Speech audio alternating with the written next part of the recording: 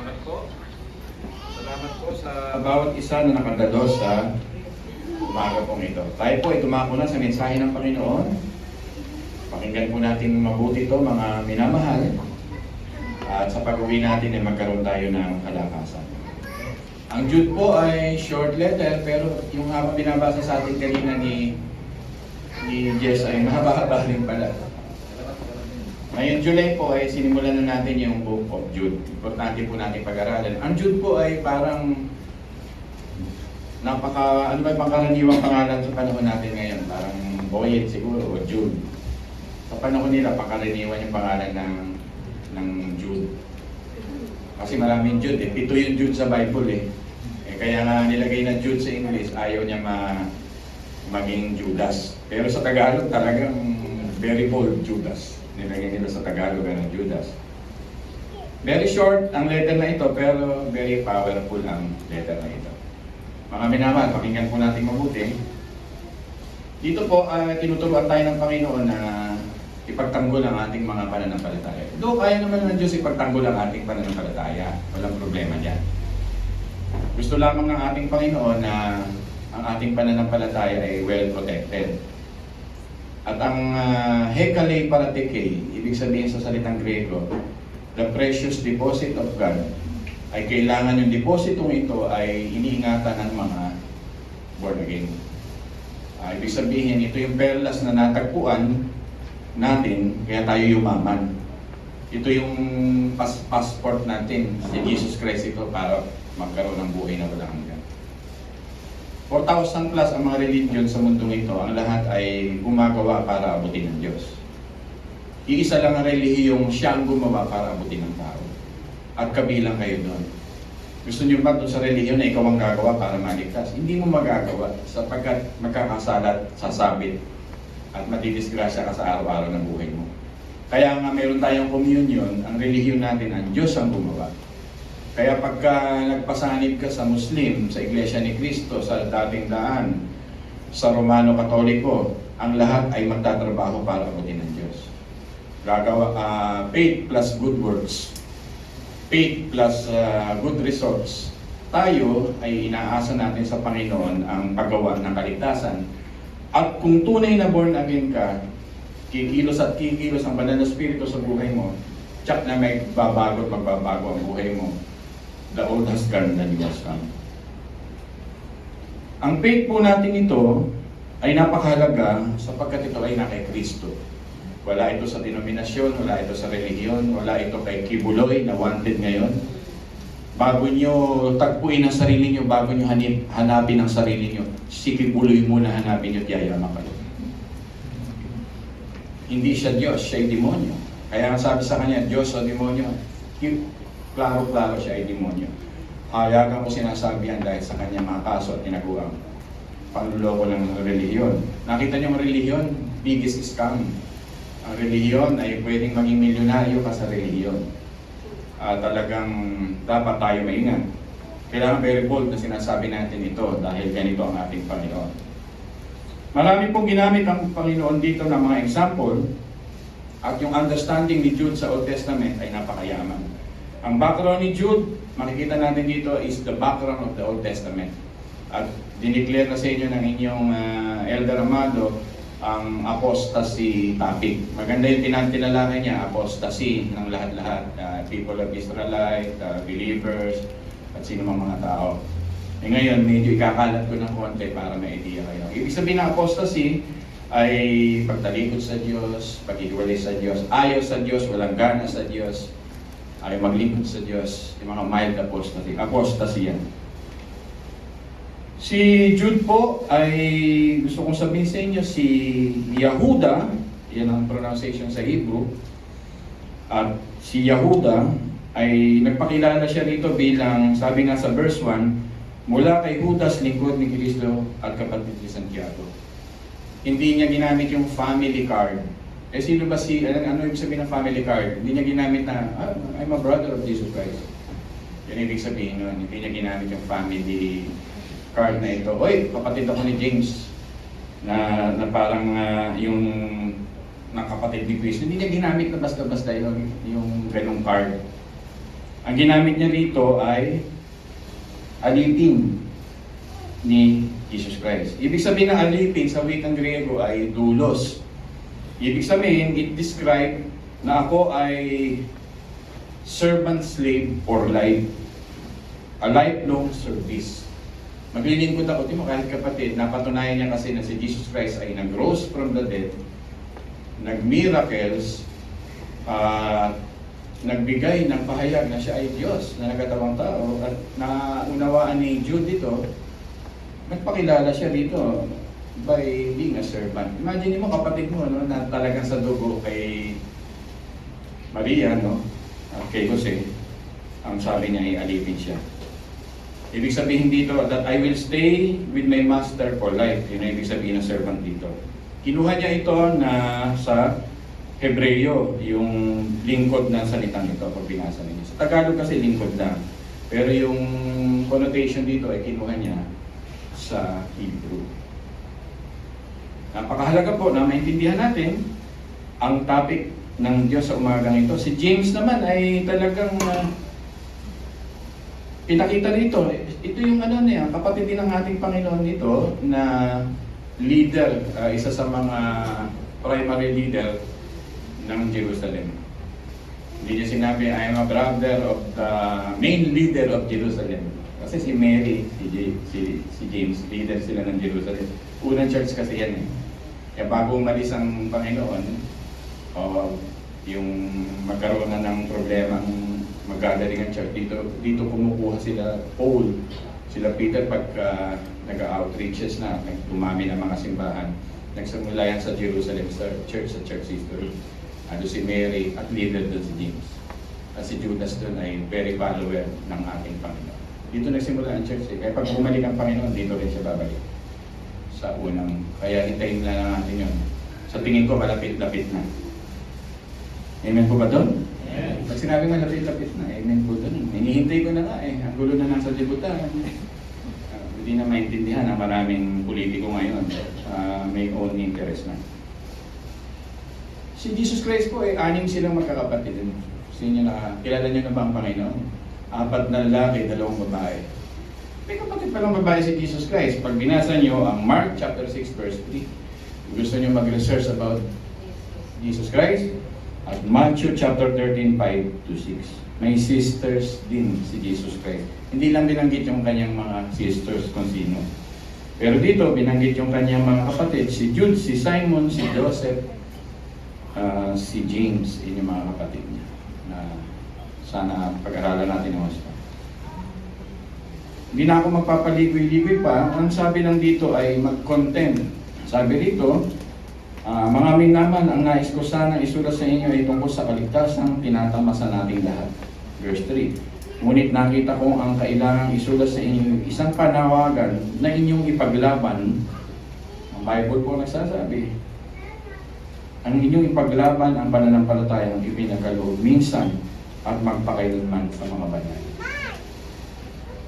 Pinaglaban ni Apostol Paul ito, namatay siya. Pinaglaban ng mga alagad dito, namatay sila. Pinaglaban dito ng mga church fathers natin, yung iba ay sinunog, niluto, pinakuluan. Pinaglaban ito ng mga una nating mga magulang na sila ay ginawang sulok. Binigyan ito ng buhay ng mga una nating mga church fathers. Ang iba sa kanila ay sinaksak. Ang iba sa kanila ay itinapon, katulad ni John. At marami sa unang mga kapatiran natin, the seed of the church is the blood of the martyrs. Mahal na mahal nila ang Ebanghelyo. Parang hiyang-hiya ang mga membro ng church ngayon sa pagmamahal sa Ebanghelyo. Diba, kapitbahay, nagsisira mo na si pastor, katrabaho na lang 5 taon sa opisina, 10 taon. Minsan di natin nababanggit man lang ang Diyos na ating sinasamba. Nahihiya tayo.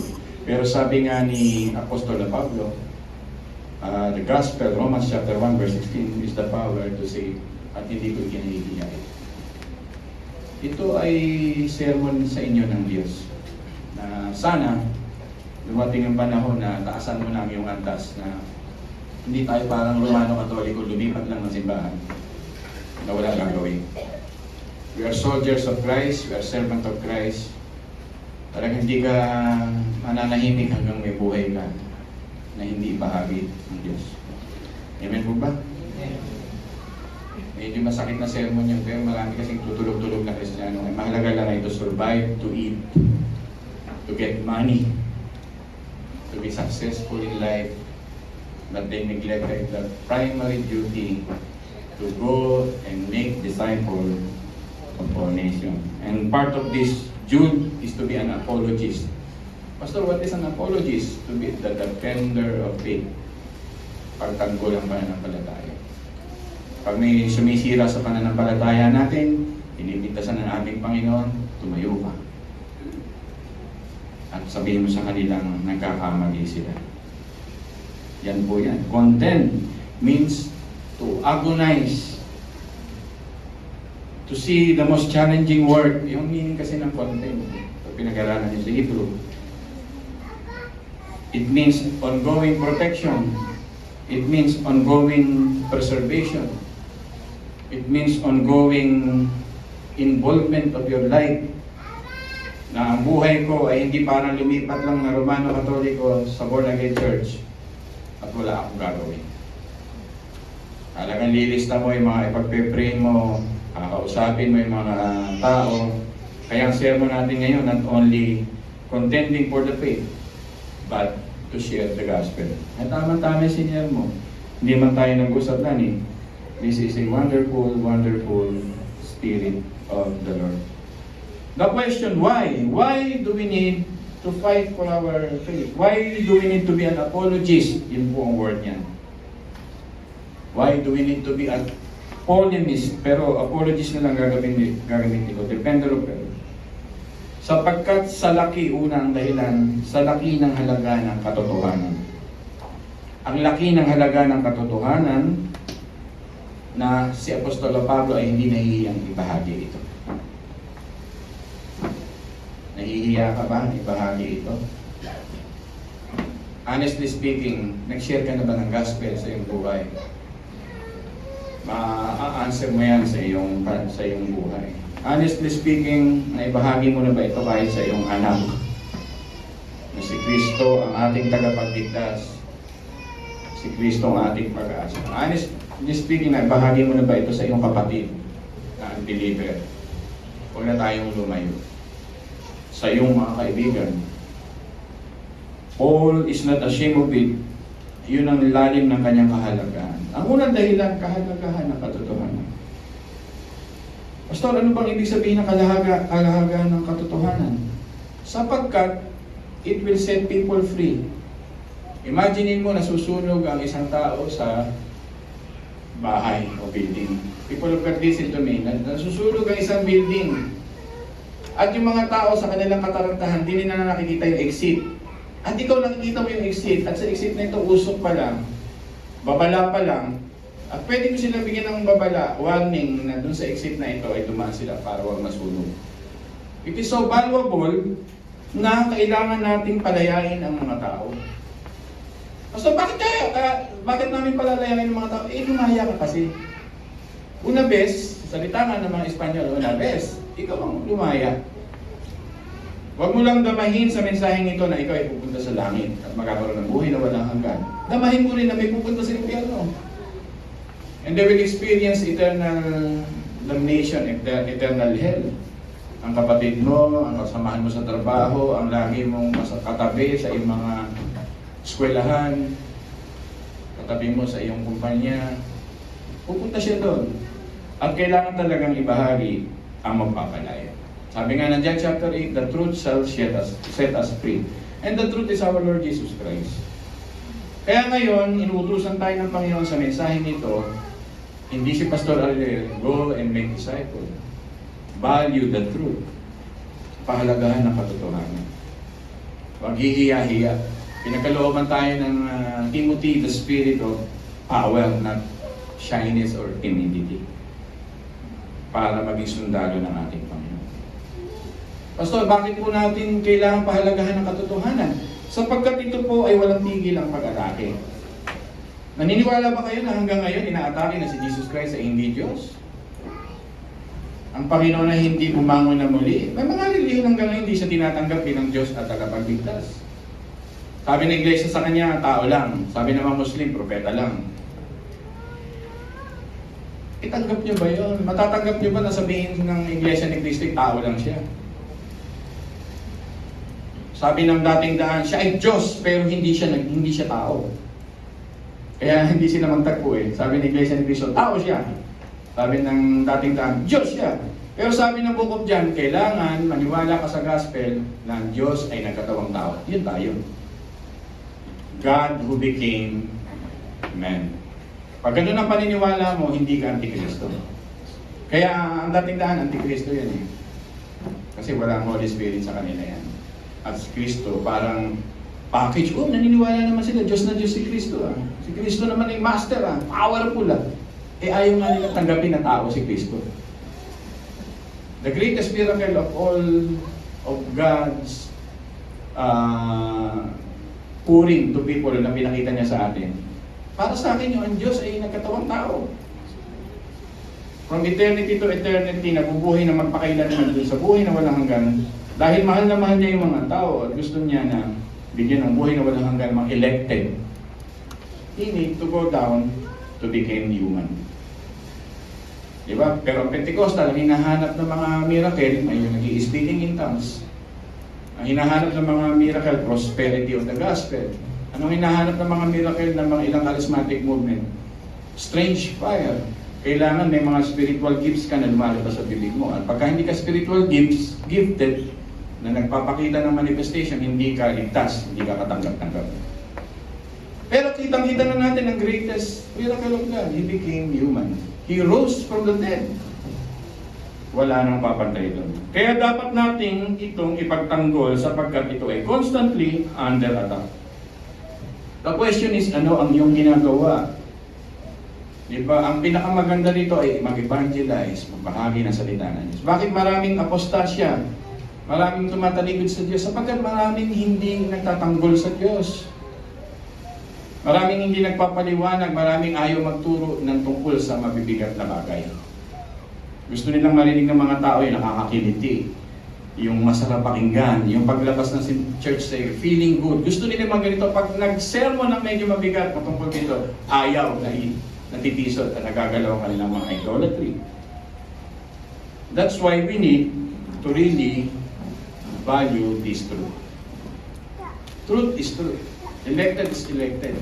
Nilagay lang tayo sa lupa in the form of our service to God. Kaya na may pagtanggol yung mga anghel to, bumaba sila. Pero bakit isinasali pa tayo ng Panginoon? Wow! Because that's a privilege. Wow! Sapagkat may calling tayo. Bakit sinasali tayo ng Panginoon? Mahal niya tayong ma-involve sa kingdom ministry. Sa ubasan. Kaya kung ayaw mo sa ubusan, malamang wala ka talaga sa ubusan.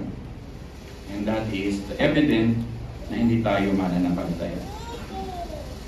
Kailangan ko magsalita ng ganito ngayon. Ang kultura natin ngayon, nabanggit nga nila may mga churches nagkakasal na parehong lalaki at parehong babae.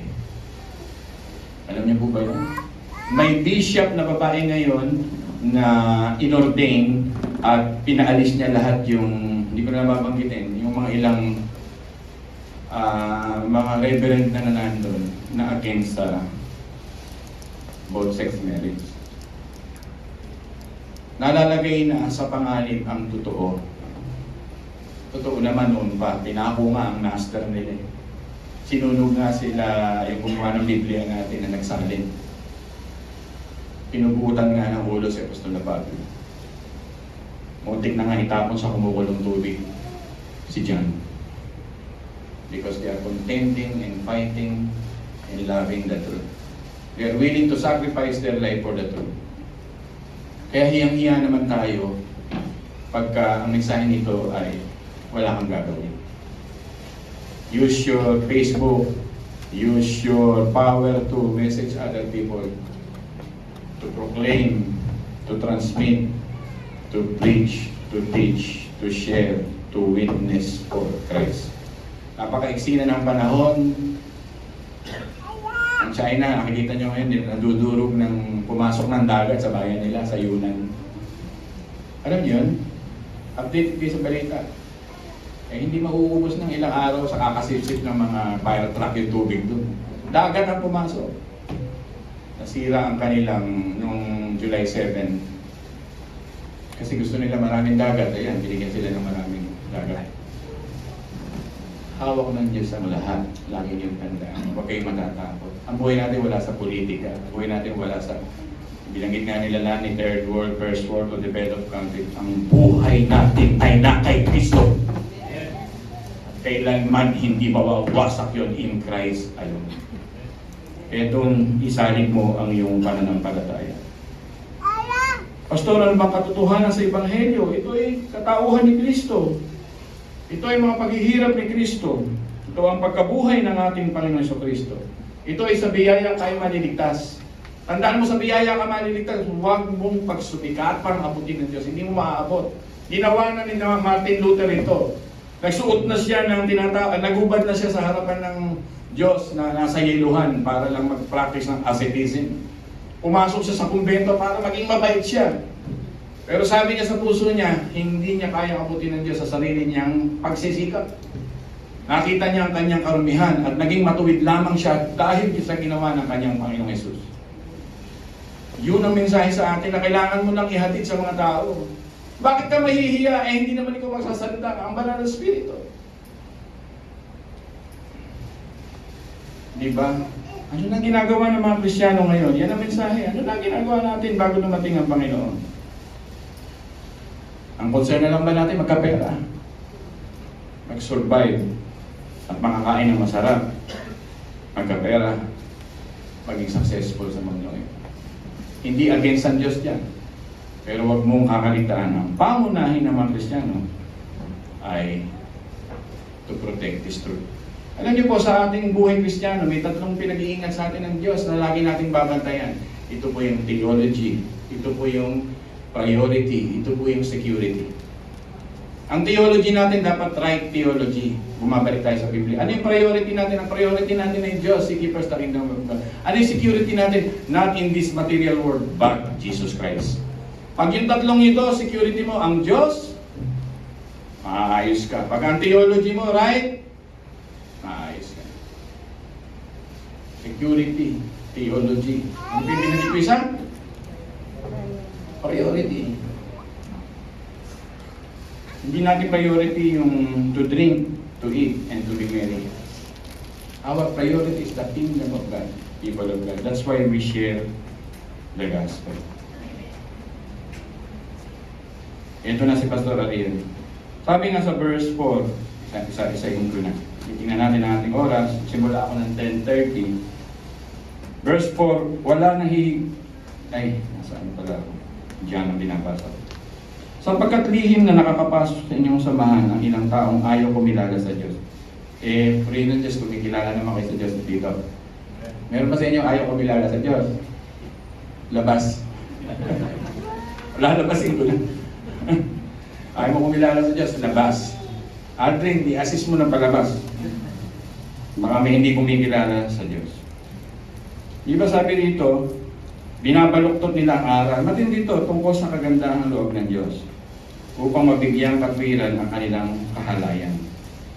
Ayaw nilang kilalanin si Kristo. Liwa-liwanag ang ating kaisa-isang pinuno at Panginoon. Noon pa mang una, sinabi ng kasulatan ang parusang nakalaan sa kanila. Ang kinikilala ng Kingdom Movement ng Davao ay si Kibuloy. Ang kinikilala ng INC ay si Felix Manal. Ang kinikilala ng Muslim ay si Muhammad. Hindi ko pa binabanggit sa inyo ang ilang libo sa India, mga Hare Krishna na yan, mga yoga na yan, yung mga mysticism. Dami sa Pilipinas, ang kinikilala si Jose Rizal, si Mother Teresa, sabi ng ibang Katoliko. Why not ang kilalanin mo na master mo at Diyos mo yung ating Panginoon? People listen. Malapit tayo dito sa mga nabanggit ko sa inyo. Ito po ay magdadala ng trouble sa inyong buhay. Yan, sila po ay wolves in sheep clothing. Yan po ang worst thing na makapapasok sa simbahan. Tapos si Satanas, ang style niyan, alam niya ang 99 na katotohanan. Naglalagay lang siya ng isang kasinungalingan. Pwedeng ganyan ka. Ang katotohanan mo ay 99, pero isang kasinungalingan ayaw mong bitawan. And that will be his tool. Tatayo si Satanas to. Ang gusto ng Panginoon, isuko mo ang lahat na siya lamang ang dapat kilalanin. Si Satanas, kilala niya ang Diyos. Totoo yan. Nananampalataya nga siya, sabi ni Santiago, nanginginig pa. Kaya strange po ang atheism. Si Satanas nananampalataya pa nga sa Diyos. Yung atheism hindi naniniwala sa strange yan. Gusto ko lang sabihin sa inyo, love the truth. Magsisinungaling lang ng isa, dalawa, kahit 88, kahit 90 pa yung daladala mo, masisira at mapapanis ang iyong pananampalataya. Kaya dapat mong bandayan, amuyan, i-preserve mo ang lahat ng nangyayari sa buhay. Kaya mahirap nga akong magpastor, babantayan mo yan. Experience ako dito, pumasok sa prayer meeting nung araw, sabi ko sa dalawang elder noon, paalisin niyo. Kasi nagturo na, nagsasalita rin siya tungkol sa kung ano-ano. Ang tagal ng kwento yun. Pero wag lang papasok. Mapakarami pong churches sa Pilipinas ngayon na nakay dating daan. Dati kasama namin sa mga fellowship. Totoo po yan. Kasama namin sa mga meeting dahil ang pastor ay ayaw mag-aaral ng malalim, ayaw magkabisa ng Biblia. Ngayon magugulat ka, nasa dating daan, iba'y nasa Sabadista. Napakabilis ng pagpasok. At dapat po tayo talagang maingat. Bantayan natin ang church natin, ang ating mga teologiya. Because verse 4, creeping in the church. Yung sabi dito, creeping inside the church. Sapagkat lihim na makapapasok. Kaya pakinggan po natin ang Panginoon. Binanggit na sa inyo na inyong elder Amado ang mga apostasiya.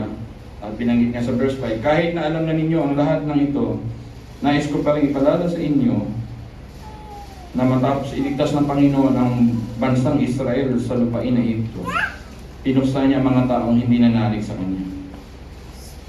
Binanggit na sa inyo ng Elder Amado, may mga taong nakalaya sa Egypt para lunukin ang lupa doon sa gitna ng presensya ng Diyos. Nakalaya sa Egypt para makita nila na ihihiwalay sila ng Diyos sa harapan ni panahon na ni Joshua. Ang nais maglingkod sa Diyos, me and my household will serve, at ang hindi. At kinain sila ng lupa. Pero sila, mga nakalabas sa Egypto. Ibig sabihin, pwede palang pumasok, pwede palang makasama. Kaya lagi mo i-check mamaya, babakitin ko sa inyo ang ilang bagay na basic sa ating pananampalataya. Bigat po, ano? Sabi sa verse 6, alalahanin din nyo ang mga anghel na hindi nananatili sa kanilang dating kalagayan at kapangyarihan. Sa halip ay iniwan ang kanilang tahanan, kaya't sila'y ginapos ng Diyos ng hindi mapapatid na tanikala. Nasa Book of Revelation, very damaging kasi, Book of Revelation, if study, very damaging kasi mga anghel na ito. Alam niyo po ba na may mga anghel na hindi nakakawala pa sa tanikala? Kasi very damaging eh, mauubos siya ang tao eh. Ang pinakawala ng Diyos yung mga simple. Pero walang iya pa rin. Gamitin ko yung word. Book of Revelation, pakakawalan silang lahat. Kaya ngayon, deception sa mundo sa Book of Revelation, yung mga nakataling mga anghel nito, matindi yun. Andito siguro mga general ni Lucifer. Andito yung kanya mga kanang kamay na itinali ng Diyos. Abyss, sabi sa translation sa English, some rolling now, but some are in the abyss. Yung abyss po ay yung walang hanggang, pagdating ng Revelation 20, pakakawala na sila. So parang kwento yan, parang fiction na yan. Hindi po. In the last days, palalayain sila para dayain ang sangkatauhan. Ay, ano na condemnation period na yung grace to God na napakahaba na 1 Peter na binibigyan ka ng chance, mapuputol yun because He's the God of wrath. At pag naputol yung pakakawalan ng lahat ng ito. Mas totoo rin sinasabi nyo, may mga tao nga na ayaw nilang sabi sa Panginoon huwag nyo kaming dalhin sa kailaliman o sa abyss. Sabi ng Panginoon, doon na lang kayo sa baboy. Naalala nyo, yung mga evil spirit na humihingi ng doon na lang kami sa baboy. Kasi kaya nga, i-send sila ni Jesus Christ doon sa abyss at palihan. Kayo mga baboy nagwala. People listen. Ayaw nila doon. Matindi doon. Pero yung mga panahon na darating, bubusan yun. Gugulat ka, yung pinuntahan mong Europe, diyan magagaling ang Antikristo. Dadayahin niya ang mapakaraming bansa. So much for that, masyadong mahabang usapan natin. Ang usapan ng ang unang utos natin, that's why we must love the truth, live in the truth, value the truth, obey the truth. Because someday, angels will be released and there will be a great deception. Pastor, hindi na kailangan i-release. Ngayon pa lang, nadidisip. Facebook pa lang, nadidisip na kami. People listen. Artista pa lang, nadidisip na kami. Fake news pa lang, Pastor, deceive na kami. Nandali namin maniwala sa mga gamot-gamot pa lang, Pastor. Hindi mo nag-aaral ng mga doktor. Gamot-gamot pa lang, naniwala na kami ka, Pastor. Deceive na. Yan ang mga ilustrasyon. Verse 7, binabasa natin. Maganda, sinimulan ng inyong Elder Amado ng detalye. Alalahanin din ninyo ang Sodom at Gomora at mga karating Luzon at nalulong sa kahalayan at dilikas na pagnanasa ng laman. Kasi sila parusahan sa apoy na hindi namamatay parang bilang babala sa lahat. Nagbababala ang Diyos, people of God. May hell, totoo. Hindi natin maramdaman kasi komportable yung buhay natin. Kumakain tayo 3 times a day. Ang sarap na mga ulam natin. Ang sarap na ating mga higaan. Aircon na aircon ang ating buhay. But there is hell. Hey, people of God, one day you will make your face to face with the Lord. At pag sinuri ka, kung nabuhay ka sa Kanya, nagmahal ka sa Kanya, you live for Christ, malalaman at malalaman niyo. Kaya ngayon pa lang, ang mensahe ng Panginoon, masuko mo yung buhay sa katotohanan. Yung sinasabi ng Sodom at Gomora, ang unnatural desire, Old Testament story, Jude, it means judgment.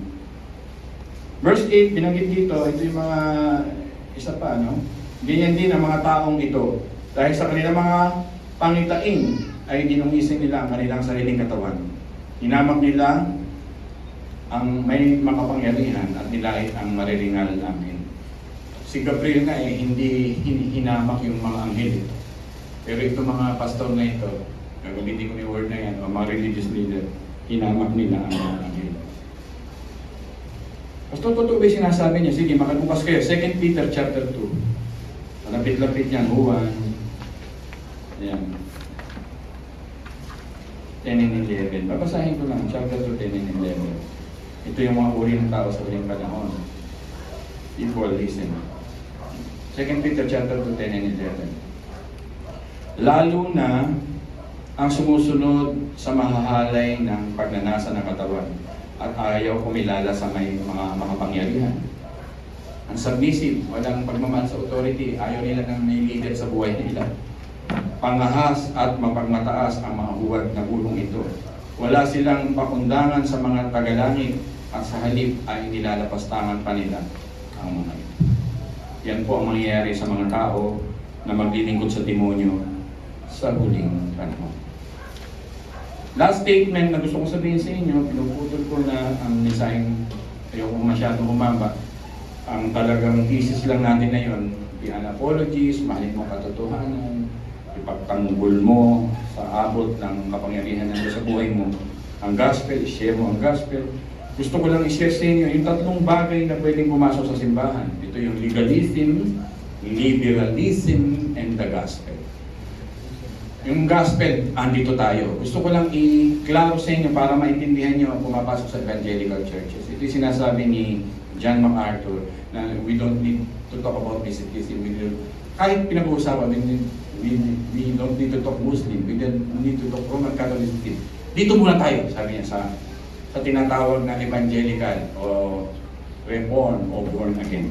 Legalism, gospel, and liberalism. People, listen carefully. Ito yan. Sabi ng legalism, God is holy. Tama o hindi? Tama. Sabi ng liberalism, no, God is love. Magkaiba sila. Ang ibig sabihin ng liberal, malaya. Ang ibig sabihin ng legalism, mahigpit. Sabi ng mahigpit ng legalism, legalista, mahigpit sa simbahan, God is holy. Sabi ng mga malalayang masyado gumawa ng kasalanan, no, God is love. Sabi ng Ebanghelyo, sabi ng mga Kristiyano, tunay ng mga born again, God is holy and love. Klaro? Klaro po? Kaya lagi mong tatanggapin ang larawan, whole picture. Huwag kang tatanggap ng larawan, hindi whole picture. Madadaya ako. Di ba pagka holy, tatakot ka ngayon kasi holy ang Diyos. Kaya imbis na love-motivated, gospel-motivated ng tao, tatakot. Pag sinabi naman sobrang laya, paglabas ng simbahan, maninigarilyo na yan. Mamayang gabi, magsusugal na yan. Iinom na yan pag Sabado ng gabi. Yan ang ibig ko sabihin. Masyadong malaya kasi God is love. Liberal yun. Dangerous yun. Gospel means holy and love. Basic, hindi tinuturo sa inyo pero may matutuhan tayo. Ano ba sabi ng mahilig sa legalism? Matter is evil. Pleasure is evil. Yan. Yung mga kinakain natin masasarap, yung binibili natin evil. Yan ang sabi ng legalista. Sabi naman ng liberalista, magpasasa ka, enjoyin mo lang. Tama! Sabi ng gospel, good gifts are from God, live wisely.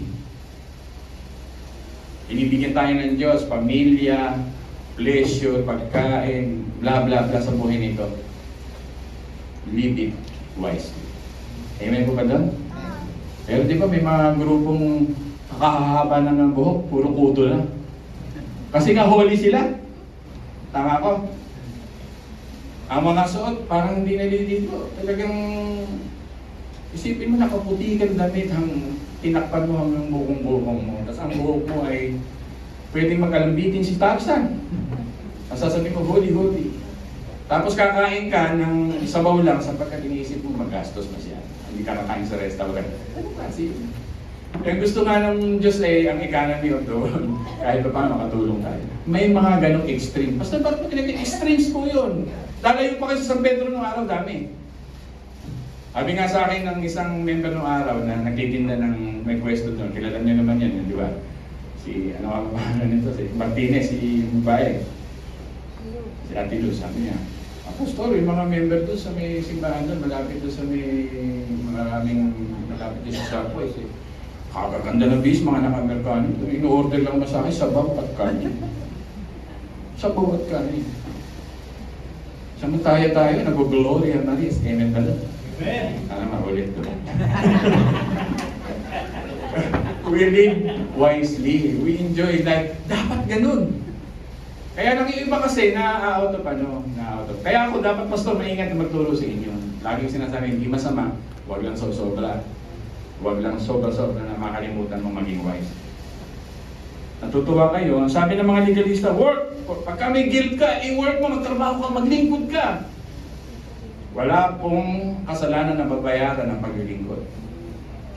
Tandaan yan. Sabi ng mga malalaya, liberal, be genuine, convince yourself that you are okay. Convince yourself that you are accepted. God is love. Kahit nagkakasala ka, magpatuloy ka sa kasalanan, God is love, God will forgive you. Delikado po yan. Pero sabi ng gospel, rest on Christ. Dadaan ka sa hirap ng guilt para ano pangalan nito, ni Haring David. Dumaan siya sa process ng guilt. Pero dumaan din siya sa process ng joy. The joy of my salvation. Ganun ang tunay na ebanghelyo. Hindi katulad ni Judas, nung siya guilty dahil binenta niya si Jesus Christ. Hindi niya ma-handle ang kanyang buhay. Nagpakamatay siya. That's the worldly sorrow. Pero si Peter, nung siya'y magkasala, guilty siya, dumaan siya sa guilt, pero nagpahinga siya kay Kristo. At dumating ang buhay niya, inalay niya kay Kristo. At walang hanggang siyang nagsilbi kay Kristo. Yun gusto ng Panginoon. Lahat naman tayo nagkakasala, lahat naman tayo nagkakamali, magpahinga kay Kristo. In Christ alone. Evangelical, pumapasok, tinuturo ko sa inyo. Sabi ng mga legalista, magsisi ka sa kasalanan. Sabi ng mga liberal, kahit hindi na, basta maatin na, mapakita, kahit hindi na magsisi. Kaya ang gospel, magsisi ka sa kasalanan mo, at magsisi ka sa self-righteousness mo. Dalawa pinagsisisihan natin. Sin and self-righteousness. Because there is no good. All are sinners. Or all have sinned and fall short of the glory of God. Even our good things to do are tainted by sin. Kaya pagsisisihan natin. Kaya mga Pharisees, malapit na tayo. Eto na. Sabi ng dalo, be righteous. Yan ang sabi ng Iglesia ni Cristo, sa Batista, Romano Katoliko, and all religions of this world. But the verdict of the Bible said to us, the Lord said to us, no one is righteous. Tama po ba? Sabi ng Gospel, Jesus is our righteousness. Kaya kay Jesus Christ, kumpleto tayo. Amen? Amen. Huwag mo itatapon ang Panginoon mo. Huwag kang bibitaw dyan. Ipapakita niya sa iyo how He complete our world. Yan ang ating Panginoon. Kakaiba yan. Kaya yan ang ibaon-baon mo sa buhay mo. Mamuhay ka para sa Kanya. Last statement, don't be a Christian that grew up in a church but never grew up in Christ. Yun lang po ang gusto ko sabihin. Lumago tayo sa ating Panginoon at tayo po lahat ay tumayo at manalangin. Kung mag-preach ako ngayon, laging 30 minutes, ano? Kaya masaya-masaya mga mukha nyo. Amen ba? Amen. Bitin ba? Gart, happy birthday. Yung handa mo sa Populs mo na lang dalhin sa next week. Darating naman ang daddy mo,